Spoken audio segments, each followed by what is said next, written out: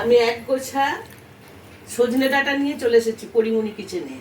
হেমন্তর গানে আছে না, এক গোছা রজনীগন্ধা নিয়ে আমি চললাম, আমি এক গোছা সজনে ডাঁটা নিয়ে চললাম।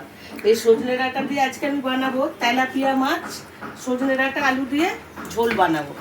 সজনে ডাঁটা খুব উপকারী, সেটা আর বলার সাপেক্ষ না, সবাই জানে। সজনে ডাঁটার সজনে গাছের ছাল পাতা ডাঁটা সব খুব উপকারী। এখন সজনে ডাঁটা বাজারে খুবই পাওয়া যাচ্ছে, তাই সজনে ডাঁটা নানানভাবে আমরা খেয়ে নিই।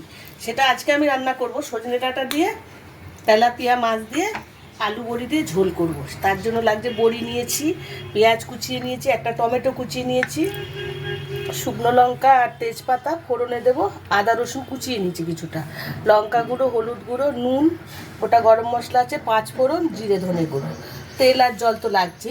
আমি এখন গ্যাসটা জ্বালিয়ে নেব। কড়াইটাতে আমি তেল দেবো, তেলটা গরম হতে থাক, মাছটায় আমি নুন হলুদ মাখিয়ে ভেজে নেব ভালো করে। মাছটা এখন নুন হলুদ মাখিয়ে নিই, তেলটা গরম হতে থাক, আমি ভেজে নেব ভালো করে মাছটা।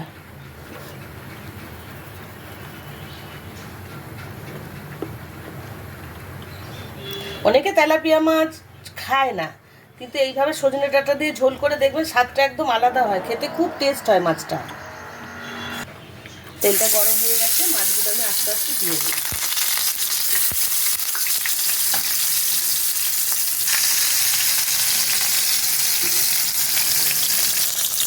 মাছটা আমি উল্টে পাল্টে ভেজে নিয়েছি, এখন মাছ ভাজাটা আমি তুলে নেব।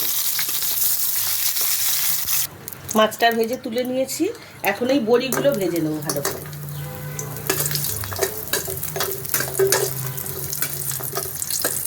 কড়াইতে আর একটু তেল দেব, বড়িগুলো লাল লাল করে ভেজে নিয়েছি।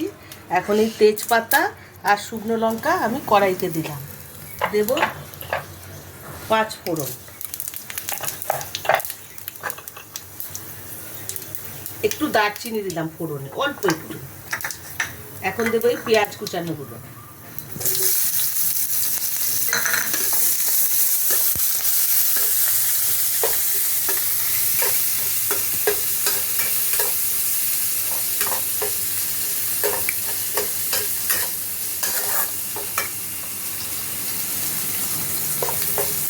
আদা রসুন গ্রেট করা আছে, আমি এটা এখন দিয়ে দিচ্ছি। মশলাটা দেখুন তেল বেরিয়ে এসছে, তার মানে কষানো হয়ে গেছে। এখন আমি সজনে ডাঁটা আর আলু দিয়ে কেটে রেখেছি, এইগুলো এর মধ্যে দিয়ে দিলাম, দিয়ে ভালো করে মিশিয়ে নেব। খুব বেশি কষাবো না, সজনে ডাঁটা কষালে কিন্তু তার গুণাগুণ নষ্ট হয়ে যায়। সজনে ডাঁটা ভাজতেও নেই, ঝোলেই দিয়ে দিতে হবে। আমি একটু নেড়ে চেড়ে এখন জল দিয়ে দেবো।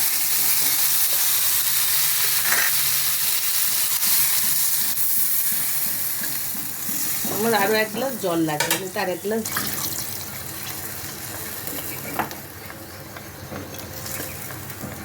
এখন 5 মিনিট আমি ঢেকে দিলাম।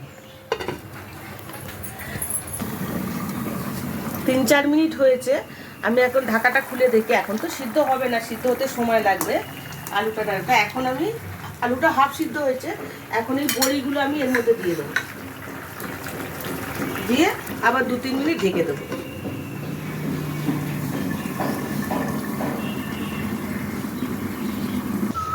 দু 3 মিনিট হয়ে গেছে, এখন আমি ঢাকাটা খুলে দেখি।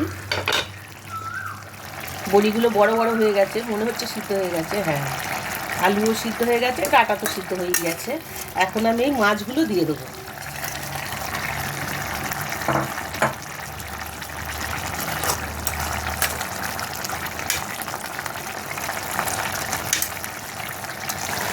রেডি হয়ে গেছে সজনে ডাঁটা দিয়ে তেলাপিয়া মাছের ঝোল। আমি এখন গ্যাসটা বন্ধ করে দেবো, দিয়ে মাছের ঝোলটা নামিয়ে নিই। সজনে ডাঁটা দিয়ে তেলাপিয়া মাছের ঝোল এইভাবে রান্না করবেন, খেতে খুব ভালো। সজনে ডাঁটার একটা নিজস্ব স্বাদ আছে, যে কোনো তরকারিতে দিলে, ডালে ঝোলে খুব ভালো লাগে। সজনে ডাঁটা খেতেও ভালো, খাওয়াও ভালো।